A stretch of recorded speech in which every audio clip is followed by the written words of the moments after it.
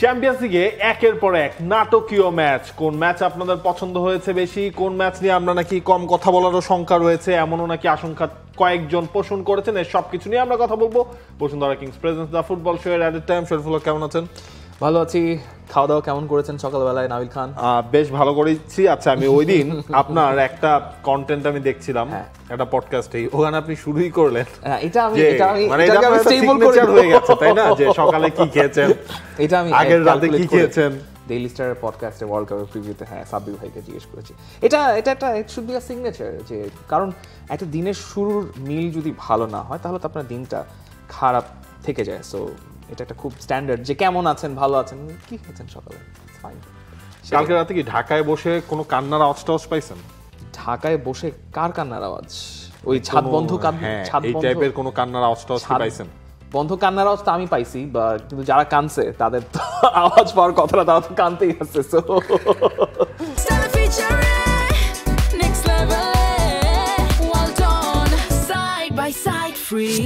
আচ্ছা, হারুন আহমেদের সেই প্রশ্ন, ভাঙাচুরা দল নিয়ে ম্যানচেস্টার সিটি, রিয়াল মাদ্রিদ দুজনেই অসাধারণ খেলেছে, ছাদ বন্ধ ছিল, ভালোই হয়েছে, কান্নাকাটির শব্দ বাহিরে যাচ্ছে না। সুতরাং যারা আশঙ্কা প্রকাশ করেছিলেন যে আমরা নাকি রিয়াল মাদ্রিদকে নিয়ে কোনো কথাই বলবো না, শুরুটাই করলাম এই প্রশ্ন দিয়ে। কান্নাকাটির শব্দ বাইরে ভালোই শোনা যাচ্ছে, তো সেই কান্নাকাটির শব্দ এখন আসলে বন্ধ করার সময় আসছে মনে হয় আমার। মানে কালকে তো ধরেন কান্নাকাটির থেকে ওই যে দুয়োটা আমি বেশি শুনেছি। হ্যাঁ, রিয়াল মাদ্রিদের ফ্যানদের কাছ থেকে নিজেদের ঘরের মাঠে, কারণ ম্যানচেস্টার সিটির সাথে যত যাই হোক, ধরেন হচ্ছে আপনি হিসেব করে দেখেন যে 5 বছর ধরে রিয়াল মাদ্রিদ ঘরের মাঠে তারা আনবিটেন ছিল, অর্থাৎ এর মাঝখানে ওভারঅল সব কম্পিটিশন মিলিয়ে লম্বা একটা টাইম তাদের আনবিটেন থাকা, সেইটা যখন ভেঙে পড়েছে, এবং এই সিজনে রিয়াল মাদ্রিদ ঘরের মাঠে তারা ম্যাচ হারছে, লা লিগাতে হারছে, চ্যাম্পিয়ন্স লিগে হারছে, এটাও তো ফ্যানদের জন্য আসলে ইউজ টু, তারা এটাতে না।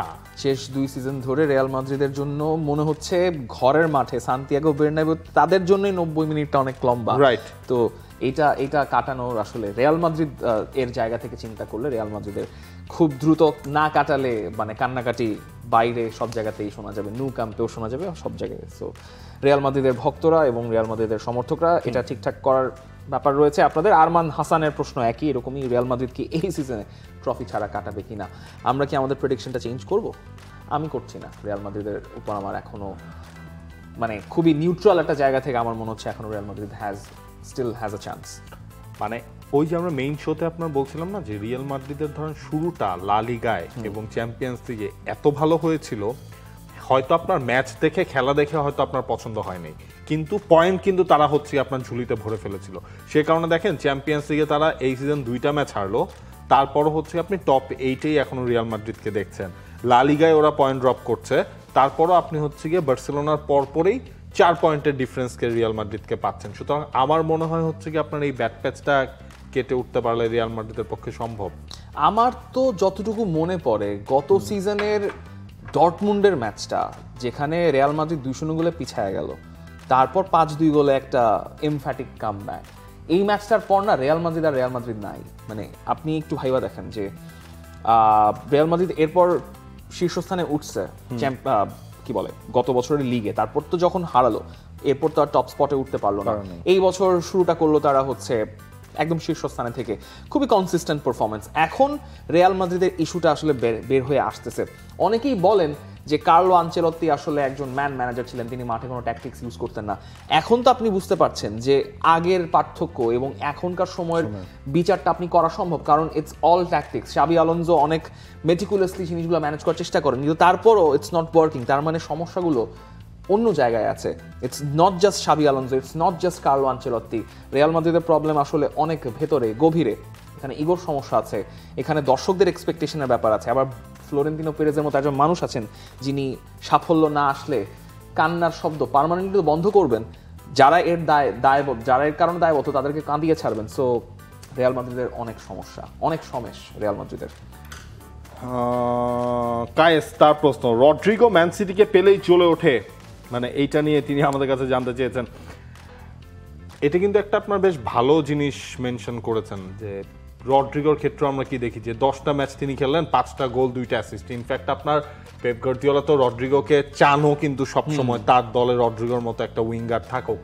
ইনফ্যাক্ট এই ম্যাচের পরও তো তিনি হচ্ছে গিয়ে মিডিয়া জোনে এসে বলেছেন রড্রিগো ওয়াজ ইনক্রেডিবল। এই সব কিছু হচ্ছে গিয়ে আপনার রড্রিগোর সিটির এগেইনস্টে সবসময় যে তার ধারাবাহিকতা, সেটার তো একটা বড় প্রমাণ। তিনটা প্লেয়ারের কথা বলি, এক হচ্ছে রদ্রিগো, আরেক হচ্ছে ভিনিসিয়াস জুনিয়র, আরেকটা হচ্ছে গ্যাব্রিয়েল মার্তিনেলি। তিনটা প্লেয়ারই ট্রানজিশনে, ডিরেক্ট ফাস্ট ব্রেকে তাদের মতো ডেডলি প্লেয়ার নাই, এটা বারবার প্রমাণিত হচ্ছে। রদ্রিগো কালকে প্রথম মিনিটে তো একটা পেনাল্টি শাউট আসলো ভিনিসিয়াসের ওই সাইড থেকে, তারপর হচ্ছে গনজালো গার্সিয়া যখন বলটা রিলে করে দিলেন, রদ্রিগো যেখানে রানটা নিলেন প্রথম 10 মিনিটের মধ্যেই, এক্সাক্ট টাইমটা মনে নেই, হি ওয়াজ অলসো ব্রিলিয়েন্ট ওই জায়গা থেকে। মানে ইনটিউটিভ রান মেকিং এর ক্ষেত্রে ভিনিসিয়াস হয়তো আগের থেকে একটু তার আউটপুট কমে গেছে, কারণ গতকালকে অনেকগুলো চান্স মিস করেছেন। তারপরও রদ্রিগো যখন আপনি তাকে ন্যাচারালি ওই খেলার জায়গাটা দিবেন, যে তিনি চ্যানেল রান করে অপোজিশন ফুল ব্যাককে স্ট্রেচ করে বাইরে নিয়ে এসে বাকিদের জন্য জায়গা তৈরি করবেন, বা নিজে কাট ইনসাইড করে বা শট নেওয়ার মতো চান্সেস ক্রিয়েট করতে পারবেন, রদ্রিগো সেই জায়গাগুলোতে খুবই ভালো। এবং তার ডিফেন্সিভ আউটপুট তো আমরা আগের সিজনগুলোতে দেখেছি, ডিফেন্সিভলি তিনি ভালো আউটপুট রাখেন। একই কাজ গ্যাব্রিয়েল মার্তিনেলিও করেন। সো আর্সেনালের প্লেয়ারের কথা বলছি, তাও ঠিক আছে, সেটা বলছি অন্য কারণে। কারণ হচ্ছে যে রিয়াল মাদ্রিদ জানে তাদের প্লেয়ারদের স্ট্রেংথ কোন জায়গায়। জুড বেলিংহাম মিডফিল্ডের ওই পুরো সেন্ট্রাল স্পেসটা কাভার করে বল সাপ্লাইজগুলো দিয়েছেন, দ্যাট ইজ হিজ স্ট্রেংথ। এবং গতকালকে যারা ভালো পারফর্ম করেছেন তার মধ্যে জুড বেলিংহাম ছিলেন, কারেরাস ছিলেন, এবং অবশ্যই রদ্রিগো। এইগুলো হচ্ছে রিয়াল মাদ্রিদের স্ট্রেংথের জায়গা। এই বার্তাটা আসলে শাবি আলোনসোর পাওয়া উচিত, যে আমি আমার প্লেয়ারদের স্ট্রেংথের জায়গাগুলো ইউটিলাইজ করে খেলাতে পারছি কিনা। তিনি লেভারকুজেনের খেলা রিয়াল মাদ্রিদে খেলাতে পারবেন না, এটা খুবই পরিষ্কার। সো ওইটা যতটুকু অপটিমাইজ করা যায়, সময় খুব একটা নাই। এবং এখন কেন মার্তিনেলির প্রসঙ্গ আনলাম, সেটা হচ্ছে ব্রাজিলের জন্য। ব্রাজিল যদি অপটিমাম পারফর্ম করতে চায়, they have to use their counter attack strengths and ওই ফাস্ট পেস ব্রেকের জায়গাগুলো। তাহলে এই প্রশ্নটা নিয়ে নেই মনিরুজ্জামান রাব্বি, তার প্রশ্ন, চ্যাম্পিয়ন্স লিগে 5 ম্যাচে 5 গোল, ভিনির চেয়ে বর্তমানে মার্তিনেলি বেশি ডিজার্ভ করেন কিনা লেফট সাইডে? আবার উনি হচ্ছে কম্প্যারিজন করে ভিনিকেও এখানে নিয়ে এসেছেন। কারণ ভিনিকে ধরেন আমরা দেখি লেফট সাইড থেকে অপারেট করতে, মার্তিনেলিও লেফট সাইড থেকে অপারেট করেন। এখন হচ্ছে সামনে ওয়ার্ল্ড কাপ রয়েছে, তাহলে আনচেলত্তি কি করবেন? ওই জায়গায় কি তিনি ভিনির থেকে মার্টিনেলিকে প্রায়োরিটি দেবেন কিনা, এইটা নিয়ে আসলে কোয়েশ্চেনটা ছিল। বাট আমার স্ট্রেইট কাট অ্যান্সারটা হচ্ছে ধরেন মানে না, মানে শুনতে হার্শ মনে হলেও যেটা বাস্তবতা, ভিনিকে কিভাবে ইউজ করতে হয় এটা মনে হয় আনচেলত্তির থেকে বেটার এই ওয়ার্ল্ডে আসলে কেউ জানেন না। এক্স্যাক্টলি। এবং মার্তিনেলির পারফরমেন্সটা আপনি চ্যাম্পিয়ন্স লিগে খেয়াল করে দেখেন, চ্যাম্পিয়ন্স লিগে এবং আর্সেনালের হয়ে প্রিমিয়ার লিগে মার্তিনেলিকে আর্তেতা কাজে লাগাচ্ছেন যখন তার গেম স্টেটে একটা পরিবর্তন দরকার, যে আমি ইন বল পজিশনে হয়তো ওরকম করে সুবিধা আদায় করতে পারছি না, বা সুবিধা আদায় করছি কিন্তু গেমটা আমার কিল করা দরকার। সেই জায়গায় মার্তিনেলি ইন ট্রানজিশনে হ্যাজ বিন আউটস্ট্যান্ডিং এই সিজনে। বরং মার্তিনেলিকে যদি আপনি একটু স্লো বিল্ড আপ প্রসেসে খেলেন, তখন মার্তিনেলির ওই অপটিমাম পারফরমেন্সটা আপনি বের করতে পারবেন না। সেটা ব্রাজিলের ক্ষেত্রেও প্রযোজ্য। আমার মনে হয় ব্রাজিল যদি ইন গেম স্টেটে সেকেন্ড রাউন্ড বলছি, সেকেন্ড হাফে তাদের টেম্পো পরিবর্তন করা দরকার।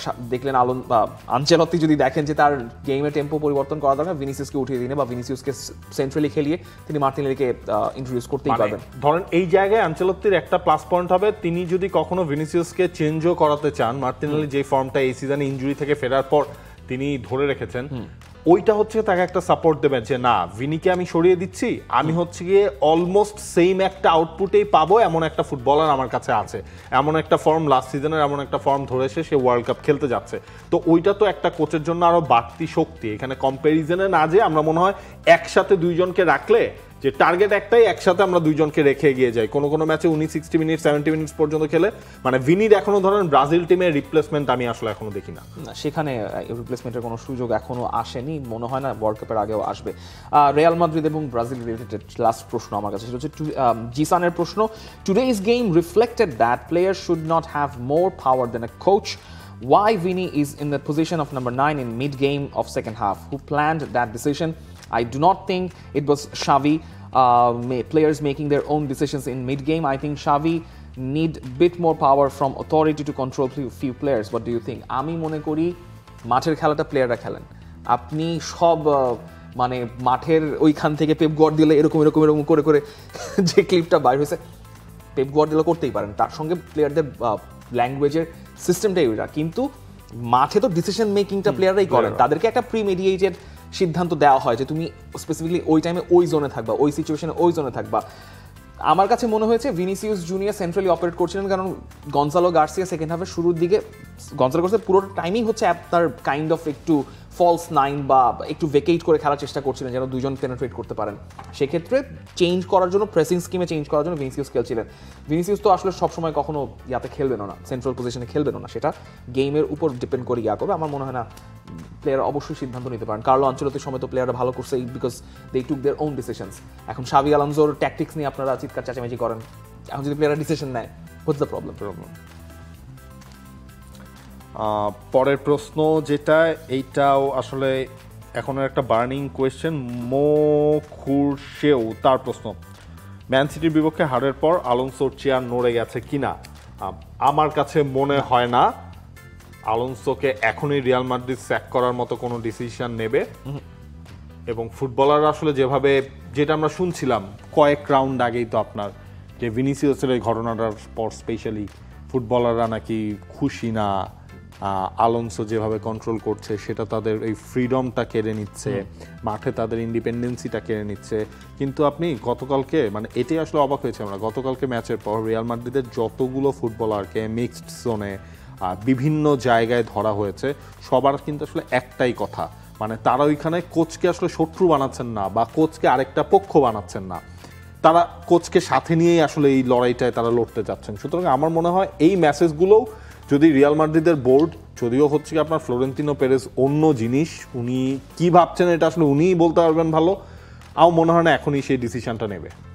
আপনি ধরেন একটা পায়ে ব্যথা পাইছেন, ব্যথাটা কিভাবে পাইছেন সেটা মানে উল্লেখ, মানে আলোচ্য বিষয় না, কিন্তু ওই পায়ে যদি আপনি ডেলিভারি নিজে ইচ্ছা করে আবার ব্যথা দিতে চান, যে আমি ওই পায়েই ব্যথা দিব, তাহলে তো এটা আপনার মানে ভুল সিদ্ধান্ত। শাবি আলোনসোকে স্যাক করা হবে এখন এরকম একটা সিদ্ধান্ত, যে শাবি আলোনসোকে আপনি বিশ্বাস করে আনচেলত্তি কন্ট্রাক্ট যখন ব্রাজিলের সঙ্গে করলেন, তখন শাবি আলোনসোকে আপনি বলে রাখছেন যে এই দলটাকে ম্যানেজ করার জন্য this guy is the perfect fit.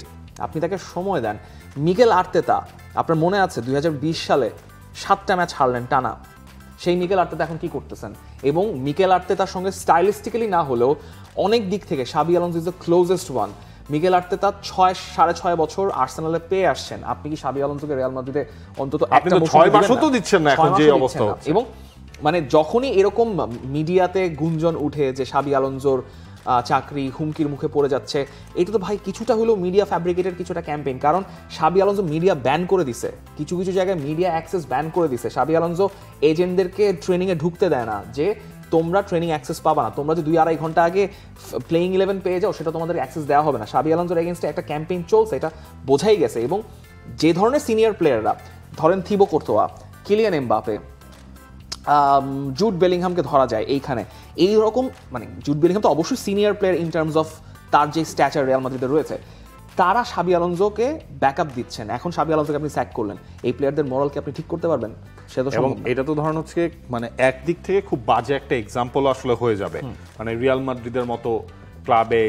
In fact Alonso ধরেন ড্রেসিং রুমেও এখন হচ্ছে গিয়ে যাদের এক্সেস নাই এমন মানুষদের ঢোকা হচ্ছে কমপ্লিটলি, সেই এক্সেস লিস্টটাও তিনি নতুন করে হচ্ছে গিয়ে মেক করেছেন, রিভিল করেছেন যে এর বাইরে ড্রেসিং রুমে কেউ ঢুকতে পারবে না। ড্রেসিং রুমে আমার কি হয়, এইসব কথাবার্তা যদি সব সময় বাইরে চলে আসে, এগুলোও তো আসলে ভালো কোনো লক্ষণ না। মানে আমার কাছে মনে হয় অন্তত আরো কয়েকটা দিন স্টে থাকা উচিত। কিন্তু তারপরও আবারও বলছি, শাবি ইজ ডুইং মিস্টেকস, এটা মানতেই হবে। Xabi Alonso as a Real Madrid coach, not as a coach, as a Real Madrid coach is doing mistakes. সেটা শাবি আলোনসো না করতে পারলে, মানে সেগুলো যদি শুধরাতে না পারেন, তবে শাবি আলোনসোর ভবিষ্যৎটা খুব একটা ভালো নয়, অন্তত রিয়াল মাদ্রিদের পার্সপেক্টিভ থেকে। পরের প্রশ্নে চলে যাই, সেটা হচ্ছে মোস্তাফিজুর রহমান, কালকে চ্যাম্পিয়ন্স লিগের টাইমে ম্যাচ চলতেছিল, আমি পরে দেখছি, বা রিফাত ভাইকে যদিও প্রশ্ন করছে, রিফাত ভাই ঘুমাচ্ছে। হামজা চৌধুরী গতকালকে, আচ্ছা মোস্তাফিজুর রহমান প্রশ্ন, হামজা চৌধুরী গতকালকে পারফরমেন্স নিয়ে কিছু বলেন। ক্যাপ্টেন হামজা ভালো মানে চমৎকার পারফর্ম করছে। হামজাকে তো গতকালকে আপনার স্টার্ট করানো হলো, ক্যাপ্টেন্সির আর্মব্যান্ডটাও তার কাছে ছিল। ইনফ্যাক্ট আপনার ম্যাচে ওই যে হামজার ক্রসটা, যেটা হচ্ছে একটা ক্রস তিনি করেছেন, সেখান থেকে হেডার ছিল, ফাতাউর হেডারটা ছিল, ওইটা বাইরে চলে গেল। তারপরও হচ্ছে আপনার হামজার পারফরমেন্স ওভারঅল ভালো লেগেছে, মানে এখনো যে গতকালকে ম্যাচে তিনি আবার রাইট ব্যাক হিসেবে স্টার্ট করলেন, তো এর আগের ম্যাচে আমরা দেখলাম বদলি হিসেবে নেমে ডিফেন্সিভ মিডফিল্ডে খেলেছেন তিনি। দুইটা পজিশনেই হচ্ছে গিয়ে তিনি তার জায়গাটা ধরে রেখেছেন। এখন তো আসলে কোচের ডিসিশনের উপরই ওয়েট করতে হয় কখন কোন ম্যাচে তাকে ইউজ করা হবে। আপনি একটা জিনিস দেখেন, এটা হচ্ছে আমি মানে তো আগেও দেখেছি, কিন্তু বাংলাদেশের ম্যাচ যখন আপনি দেখে ফেলেন তখন আপনি পার্থক্যটা খুব ক্লিয়ারলি টের পান যে হামজা চৌধুরী ডিফেন্স বা অফেন্সিভ সেট পিসে বাংলাদেশের জন্য খুব বড় একটা অস্ত্র, কিন্তু ঠিক একই জায়গায় যখন ক্লাব ফুটবলে আসে এই ভদ্রলোক তিনি লাস্ট ম্যান ডিফেন্ডার হিসেবে রোল প্লে করেন সবার পেছনে, তিনি কিন্তু বক্সে থাকেন না। এটা আমরা আগেও দেখেছি, লেস্টার সিটি হয়ে আরো 4-5 বছর আগেও দেখেছি, তখনও তো চোখে পড়তো না যে হামজা চৌধুরী ঠিক আছে তিনি বসে আছেন, কিন্তু গতকালকে যতগুলো সেট পিস হয়েছে সবগুলো লাস্ট ম্যান, অর্থাৎ ডিফেন্সিভ জায়গা থেকে সবগুলো লাস্ট ম্যান হচ্ছেন হামজা চৌধুরী। মানে একটা প্লেয়ারের যে কত কিছু তার মানে ব্যাগ অফ ট্রিক্সের মধ্যে থাকে সেটা আসলে দেখে বোঝা যায় না। আপনি ইন্টারন্যাশনাল ম্যাচে হামজাকে দেখেছেন বলে আপনি জানেন যে বক্সে অফেন্সিভ সেট পিসের ক্ষেত্রে হামজা কত বড় থ্রেট প্রমাণ করতে পারেন। একই সঙ্গে তাকে ওই দায়িত্বটা দেওয়া হয় যে আপনি বল যদি সামহাও ছুটে যায় আপনার দায়িত্ব, এবং বেসিক্যালি হামজার ইন গেম পজিশন তো একজন রাইট সেন্টার ব্যাকের রোল, মানে মানে বল পজিশন থাকা অবস্থায় প্লে করেন, ওই জায়গায় হি ওয়াজ ফ্যান্টাস্টিক গতকালকে।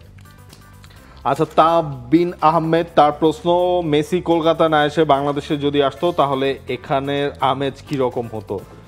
মেসি তো বাংলাদেশে একবার আসছে কিন্তু উৎসব হয়ে যেত। ধরেন তখন তো লিওনেল মেসির একটা অপূর্ণতা ছিল, লম্বা এক যুগ পার হয়ে গেছে লিওনেল মেসি যখন বাংলাদেশে এসেছে।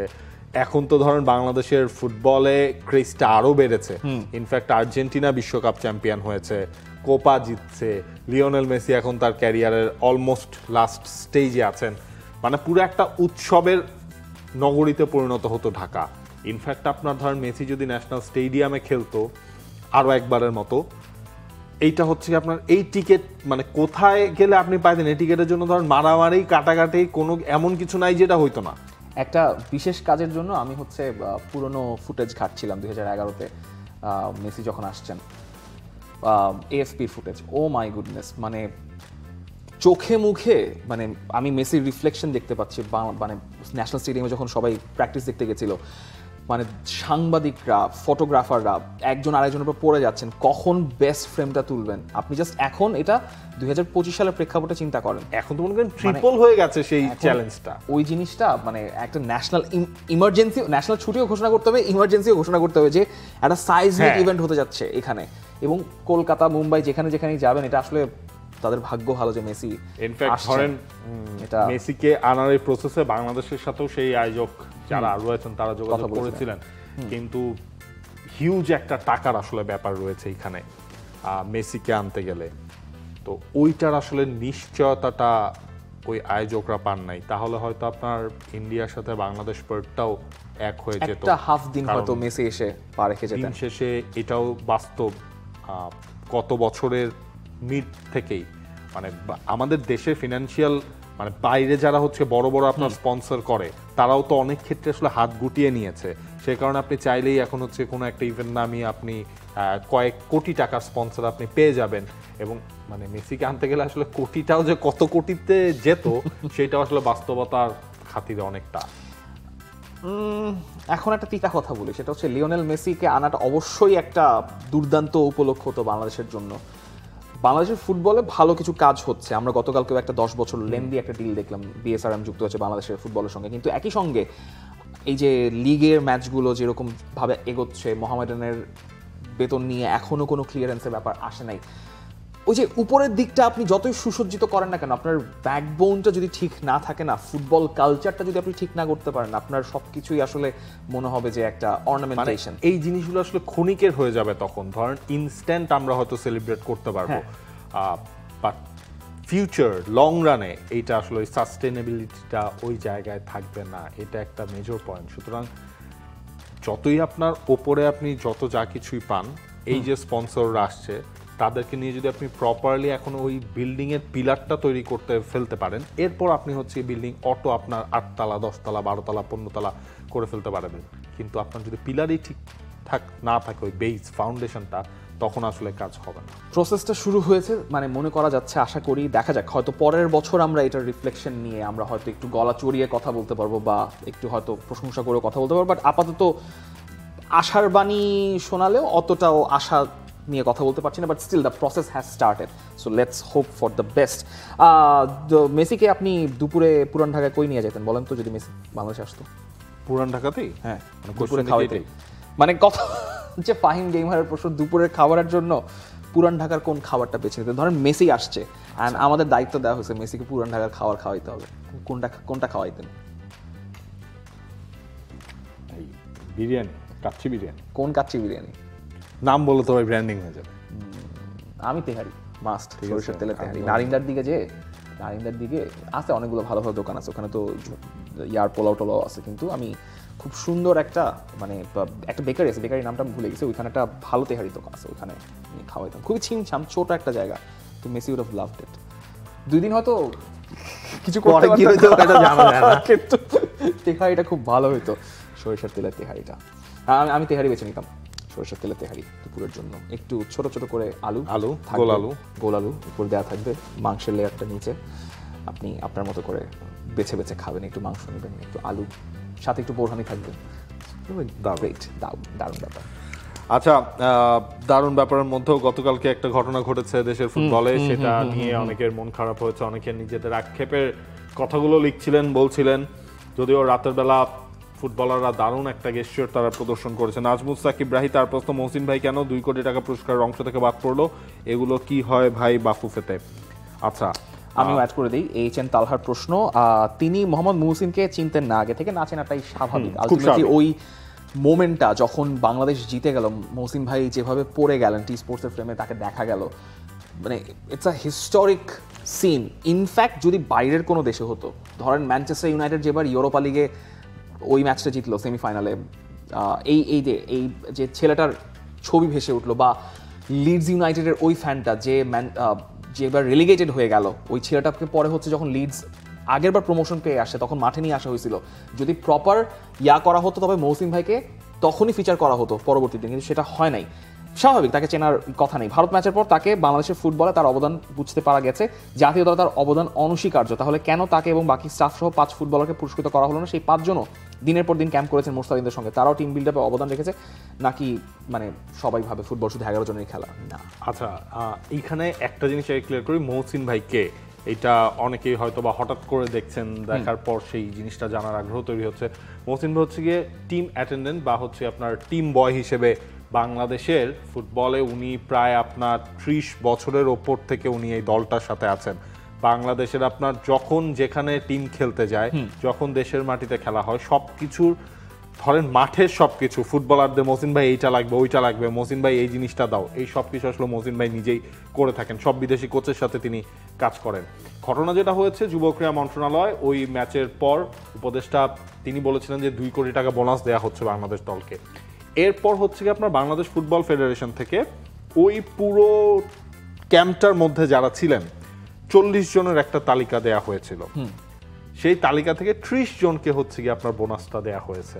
এর ফলে কি হলো, আপনার টিম ডক্টর বাদ পড়েছে, মিডিয়া ম্যানেজার বাদ পড়েছে, পারফরমেন্স এন্ড অ্যানালিস্ট বাদ পড়েছেন আব্দুল্লাহ নাসিফ ইসলাম। তারও কিন্তু একটা হিউজ রোল রয়েছে এই টিমটার মধ্যে। প্রতিপক্ষ নিজেদের চুলচেরা বিশ্লেষণ, এই কাজগুলো আসলে তিনি করে থাকেন। তিনি হংকং চায়না থেকে কি পরিস্থিতির মধ্যে অ্যানালাইসিস করেছেন ম্যাচের, মানে এই গল্পগুলো তো আসলে কেউ জানে না। তো এবং সাথে হচ্ছে মহসিন ভাই, একই সাথে হচ্ছে আপনার যেই ফুটবলারকে আপনি ইনজুরি কারণে যাদেরকে হচ্ছে ক্যাম্প থেকে চলে যেতে হয়েছে, ইব্রাহিম যেমন তার মধ্যে একজন, রহমত যেমন তার মধ্যে একজন, কাজেমের নামও তো আছে, কাজেম। তো এই টাইপের ফুটবলাররা যারা ক্যাম্পে শুরু থেকে ছিল কিন্তু হচ্ছে আপনার শেষের ওই চূড়ান্ত তালিকায় যারা ছিল না, এমন মানুষদেরকে আসলে বাদ দিয়ে 30 জনের একটা তালিকা করা হয়েছে।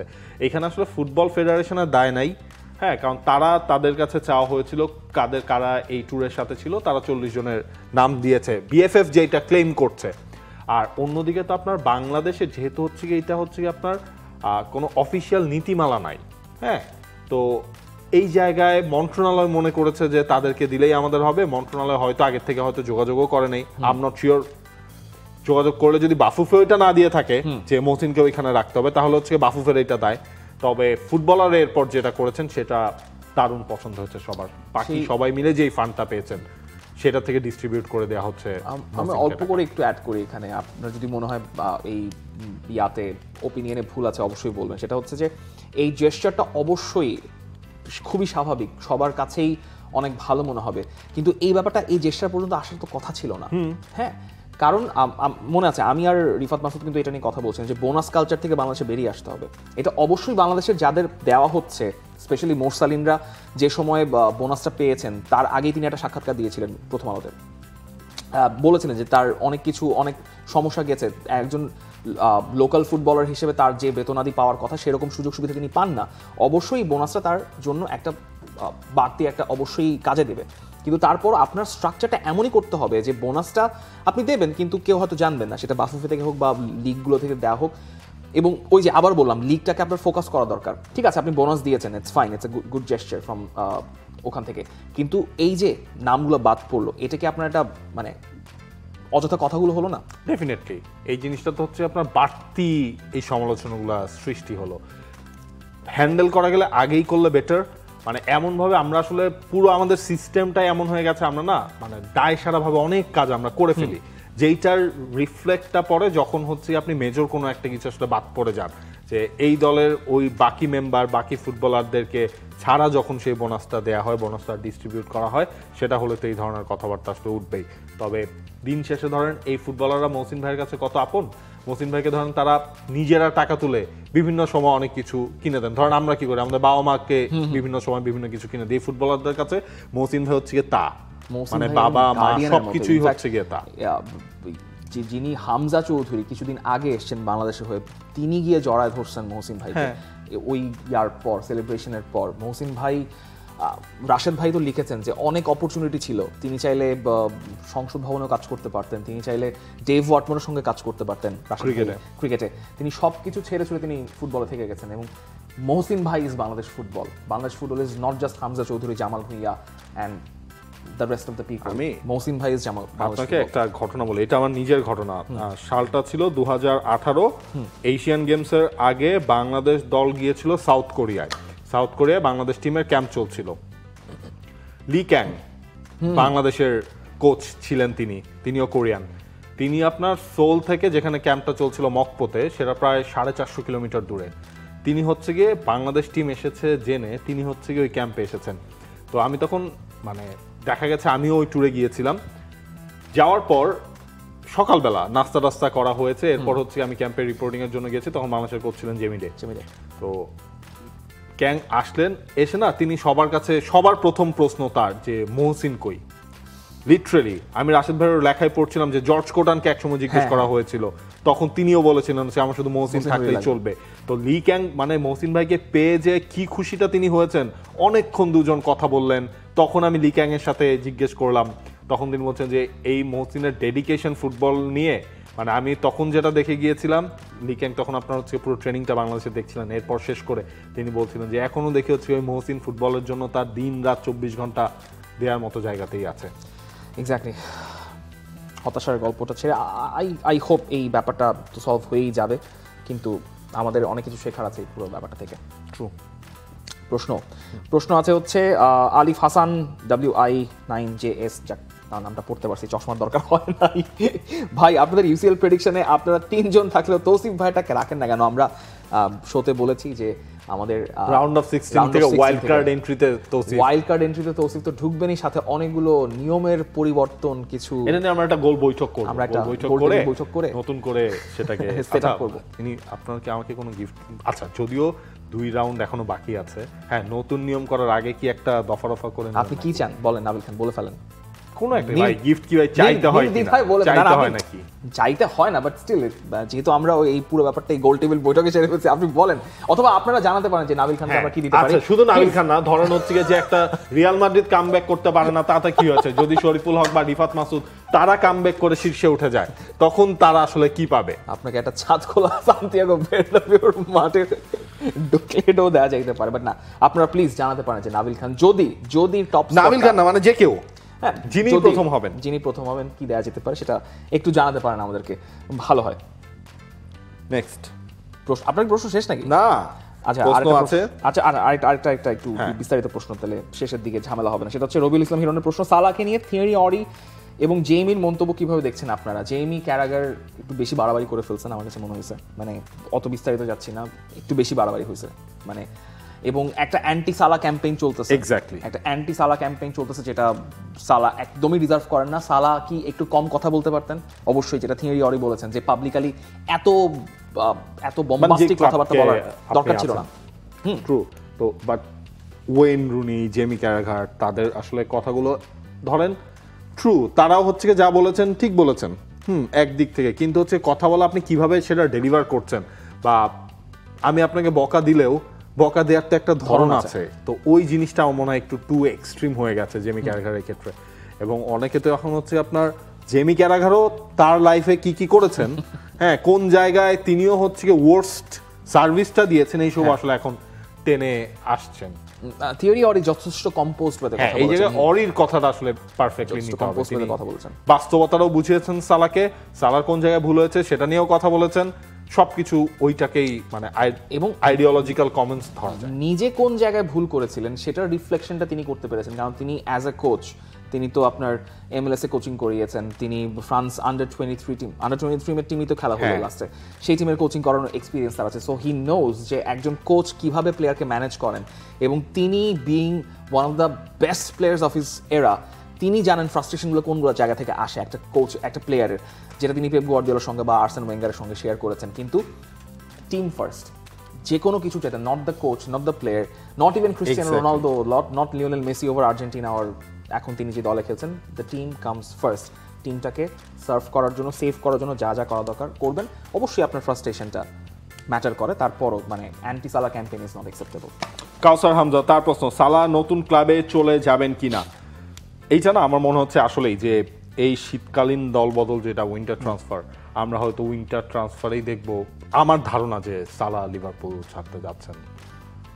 আমার মনে হয় সালার জন্য একদিক থেকে বেনিফিশিয়াল, যদি মানে আমি অবশ্যই সালাকে লিভারপুলে চাই এখনো, এই সিজনটা অন্তত চাই প্রিমিয়ার লিগে। তারপরও সালার ফাইন্যান্সিয়াল প্রসপেক্ট, সালা ডেফিনেটলি একটা প্লেয়ার তো চাইবেনই তার ইনকাম সোর্সটা একটু বাড়ুক, কারণ তার প্লেইং ক্যারিয়ার তো শেষের দিকে হয়ে যাচ্ছে আলটিমেটলি, বা আফকন খেলবেন, ওয়ার্ল্ড কাপের প্রেশার আছে, সব মিলিয়ে লিভারপুলের প্রেশারটা, বা লিভারপুলে এখন তিনি যেভাবে সার্ভিস দিচ্ছেন, he can still provide the service given তাকে বল সাপ্লাই দেওয়া হয়, গিভেন তাকে তিনি যে ডিমান্ডটা করছেন, তিনি তো লজিক্যাল ডিমান্ড করেছেন, তাকে আগের মতো বল সাপ্লাই দেওয়া হয়। এবং তিনি স্পেসিফিকলি একটা কথা বলেছেন, সেটা আরও একটু আগে, সেটা হচ্ছে লুইস দিয়াজ, দিয়েগো জটা এবং ডারউইন নুনিয়েজদের সঙ্গে এবং ট্রেন্ট আলেকজান্ডার আর্নল্ডের সঙ্গে তিনি খেলে যেভাবে স্বাচ্ছন্দ্য বোধ করতেন, সেই স্বাচ্ছন্দ্যটা এখন নতুন সেটআপে নাই, এবং তাকে এমন ফিল করানো হচ্ছে যে তাকে এইভাবেই খেলতে হবে, তাকে এইটার সাথেই মানিয়ে নিতে হবে, এরকম একটা প্রেশার তাকে দেওয়া হচ্ছে, এবং দলের কোনো সমস্যা হলে তাকে দোষারোপ করা হচ্ছে। এটা তো উনি আসলে ডিজার্ভ ওভাবে করেন না। সালার অবশ্যই ভুল আছে, তিনি অ্যাডাপ্ট করতে ফেল করছেন, কিন্তু ওই সব কিছু চিন্তা করলে মনে হয় সালা চাইলে অন্য অ্যাভিনিউ দেখতে পারে। সৌদি ক্লাবে তো অফারও দেওয়া হবে মোহাম্মদ সালাকে, সেটাও সম্ভাবনা রয়েছে। সেই ব্যাপারে সৌদি প্রো লিগের হচ্ছে শীর্ষ কর্তারা কথা বলেছেন যে তারা সালাকে চান সৌদি ক্লাবে। তো আমার মনে হয় হচ্ছে কি আপনার সালার মানে যেই জায়গায় গিয়েছে সম্পর্কে তিক্ততা, আমার মনে হয় বাকি যেই সময়টা আছে নতুন করে নতুন কোনো ক্লাবে সালাকে দেখলেই ওটাই বেটার হবে আলটিমেটলি, কারণ তার এনজয় করার সময় এখন, তারা তো প্রেশার নেই, সালা এখন এনজয়ও করবেন না পুরো ব্যাপারটা যদি এক্স্যাক্টলি লিভারপুলে খেলেন, বাট না, সালা খেলে খুবই প্রফেশনালি খেলবেন, এন্ড আই হোপ ব্রাইটনের ম্যাচে তাকে দেখা যাবে। প্রশ্ন, নাবিল খান। আচ্ছা, প্রশ্ন হচ্ছে রিমাজ উজ হাসান খান, তার প্রশ্ন, জেনারেশনের সেরা দুই প্লেয়ার রোনালদো ও মেসিকে নিয়ে আমরা অনেক কথা বলি। প্রশ্ন, জেনারেশনের তৃতীয় সেরা ফুটবলার কে? নেইমার। মানে এটাতে নেইমার। ধরেন নেইমারকে হয়তো আপনি মেসি রোনালদোর মতো এত ট্রফি ক্লাব ক্যারিয়ার দিয়েই আমি বলছি, কারণ মেসির হচ্ছে আপনার ন্যাশনাল টিমের ট্রফি কি 2টা কোপা আমেরিকা, একটা হচ্ছে আপনার বিশ্বকাপ, ইন্টারন্যাশনাল। হ্যাঁ, ইন্টারন্যাশনাল। রোনালদোর ক্ষেত্রে হচ্ছে কি আপনার বিশ্বকাপ এখনো জেতা হয়, ইউরো জিতেছেন, তিনি জিতেছেন। কিন্তু নেইমারের ক্ষেত্রে যদি আপনি আসেন, সেখানে তো নেইমার তো কোপা আমেরিকারও আসলে চ্যাম্পিয়ন কখনো হতে পারে নাই। তিনি খেলেছেন এমনকি কোপা আমেরিকার চ্যাম্পিয়ন, রানার্স আপ হয়েছে, কোপা আমেরিকার চ্যাম্পিয়ন মনে হয় 19-এরটাই তো হলো। ওকে, 19-এর না চেক করা এটা একবার চেক করতে হবে। তো ওই জায়গায় হচ্ছে নেইমারকে মাঝে মাঝে মনে হয় তিনি অভাগা, তবে বার্সেলোনার হয়ে তার চ্যাম্পিয়ন্স লিগ তিনি জিতেছেন, লা লিগা তিনি জিতেছেন, ওই জায়গায় হচ্ছে গিয়ে আপনার অনেক ট্রফি স্বাদেই তার রয়েছে।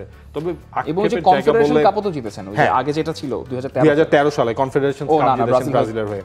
ব্রাজিলের হয়ে শুধু রানার আপ, হ্যাঁ একবারই রানার আপ হয়েছে। তো এইটাই হচ্ছে গিয়ে যে আপনার তার আক্ষেপ, এবং আমাদেরও আক্ষেপ যে রোনালদো মেসির সাথে 3 নম্বর মিন্স হচ্ছে, আমি র্যাঙ্কিং এর বিচারে আমি বলছি না, ধরেন সেরা 3 এই জেনারেশনের সেরা 3 ফুটবলার, ওই জায়গায় আসলে নেইমারকে আমরা খুব কম সময় পেয়েছি। নেইমার যতটুকু না ক্যারিয়ার দিক থেকে সাকসেসফুল, তিনি তার চেয়ে অনেক বেশি inspirational in terms of Brazil অনেক দিন ধরে আন্ডার অ্যাচিভ করে আসছে। 2010ও না, মানে 6 থেকেই শুরু করেন আপনি হিসাব করলে। একে একে তো ইনফ্লুয়েন্সিয়াল প্লেয়ারদের সংখ্যা কমতে শুরু করেছে এবং ব্রাজিলিয়ান প্লেয়ারদের লংজিভিটি একটা বড় সমস্যার নাম। কাকা বলেন, রোনালদিনিও, কেউই 32-33-এর পর, তো অনেক বলে ফেলেছি, কেউই ইনফ্লুয়েন্স রাখতে পারেন নাই। সেই জায়গায় নেইমার 33 বছর বয়সে এসেও এখনও তাকে দলের একটা অবিচ্ছেদ্য অংশ ভাবা হয়। সেটাই বলে দেয় যে নেইমার এই দলটা, ব্রাজিল দলটার জন্য কত বেশি গুরুত্বপূর্ণ, এবং নেইমারের ডেডিকেশন নিয়ে কোনো সন্দেহ নাই। আমরা জানি নেইমার তিনিও একটা সময় অনেক বেশি ছেড়ে দিয়ে খেলেছেন। He tried to enjoy the life, কিন্তু আপনাকে যখন আপনি ফুটবল খেলছেন আপনাকে অনেক কিছু স্যাক্রিফাইস করতে হয় because for the greater good. সেইটা নেইমার করতে রাজি আছেন এবং আই হোপ হতেই পারে যে এরকম একটা রিডেমশন আর্ক আমরা দেখলাম যদি নেইমার ইনজুরি থেকে ফিরে আসেন, যদি ফর্মে থাকা বলতে যদি ফিট থাকেন ওয়ার্ল্ড কাপ স্কোয়াডে রাখ পেলেন, তারপর তো আপনার জন্য ম্যাজিক জুন মাসে তো ওয়েট করছেই। বাকিটা আসলে এক্সপেক্ট করেন না, দেখেন কি হয়, let's see what happens. Sadiq ইসলামের প্রশ্ন, একটু ফুটবলের বাইরের প্রশ্ন। শরীফুল ভাই F1 নিয়ে কিছু বলেন, এবার কেমন দেখলেন? আমি দেখিনি এবার খুব একটা, ল্যান্ডন নরিস জিততে দেখছি, লিডার ভালো বলতে পারবে এবার F1 নিয়ে। আমি প্রথম 3টা রেস দেখে খালি স্পা দেখছি আর হচ্ছে মনজারটা দেখছি, আর কিছু দেখি নাই এবার। শেষ প্রশ্ন আমার কাছে, লিওনেল সাকিব, তার প্রশ্ন, স্টার্ট বেঞ্চেল, শীতে ব্যাডমিন্টন, বর্ষায় ফুটবল, গরমে বিকেলবেলা short pitch cricket.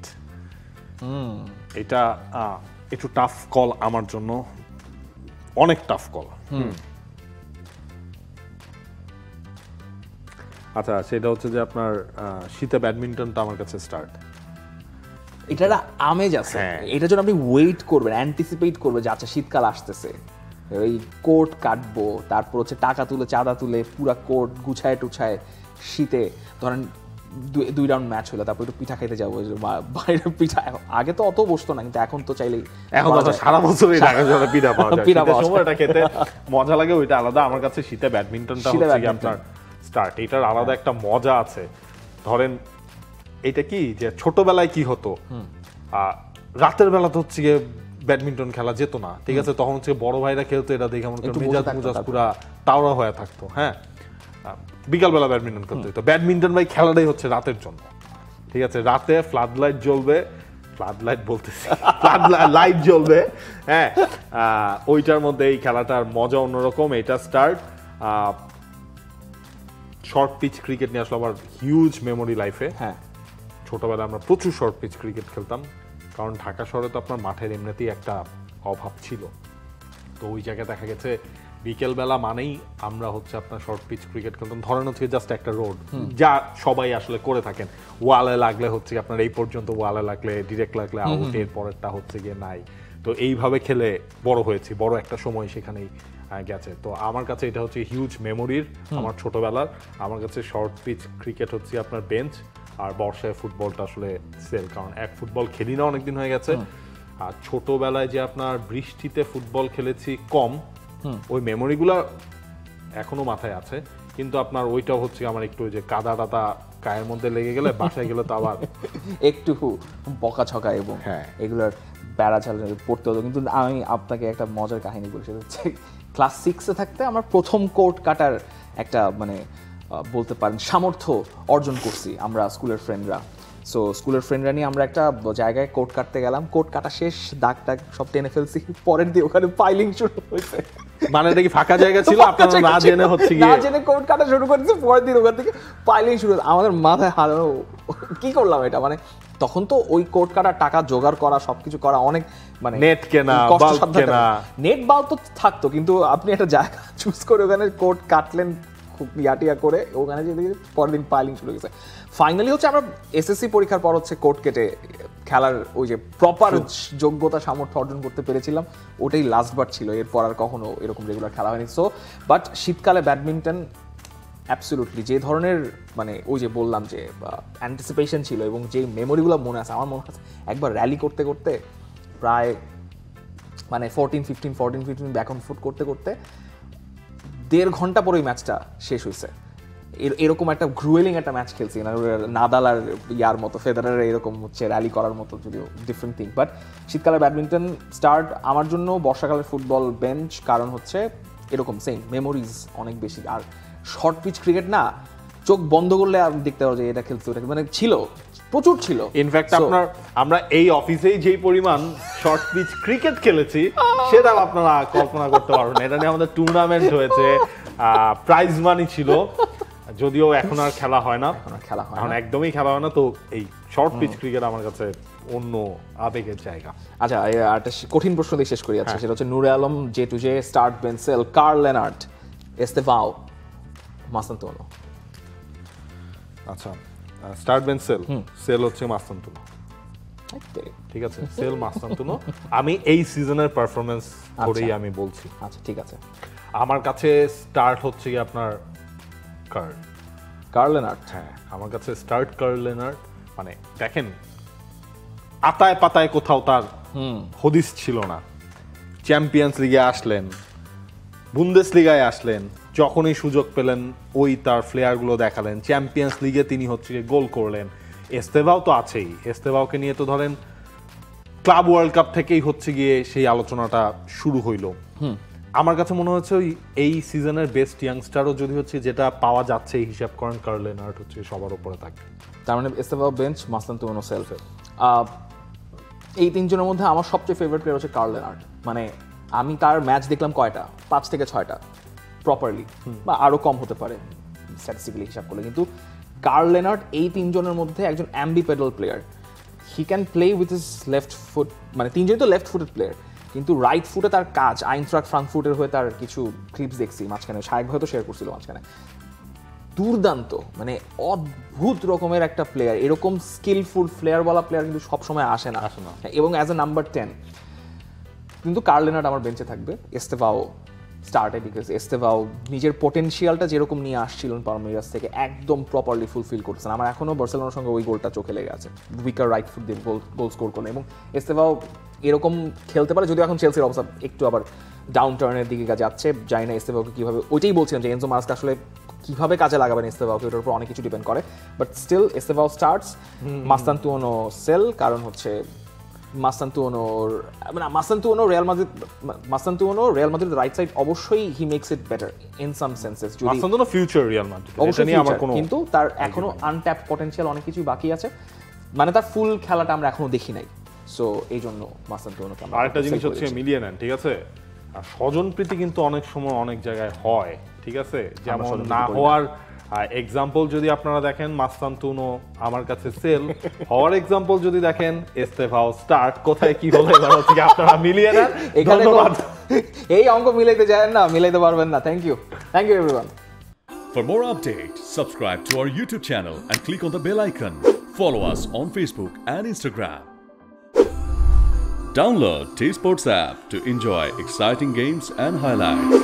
Visit tsports.com.